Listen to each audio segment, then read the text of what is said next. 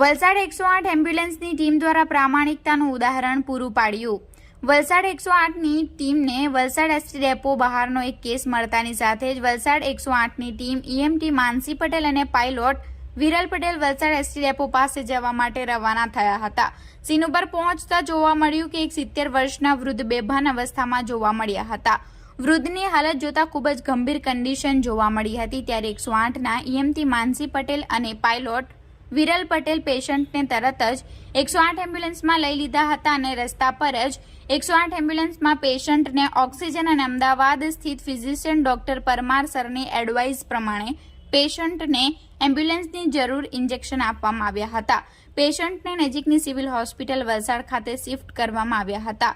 70 વર્ષીય પેશન્ટ નીતિનભાઈ દેસાઈ જેમની સાથે કોઈ પણ સંબંધી હાજર ન હતું અને પેશન્ટ પાસેથી વલસાડ 108ની ટીમમાં ઈએમટી માનસી પટેલ અને પાયલોટ વિરલ પટેલને પેશન્ટ પાસેથી એક સોનાની ચેઇન, 5 સોનાના લોકેટ તથા રકમ 16,000 કેશ તથા એક આઈફોન મોબાઈલ અને જરૂરી ડોક્યુમેન્ટ તથા એક કારની ચાવી પેશન્ટ પાસેથી મળી આવી હતી, જેની રકમ આશરે 2,71,300 મળી આવી હતી, જે સિવિલ હોસ્પિટલમાં હાજર પોલીસ સ્ટાફ અને પેશન્ટના સગા શૈલેષભાઈ દેસાઈ હેન્ડઓવર કરેલ છે।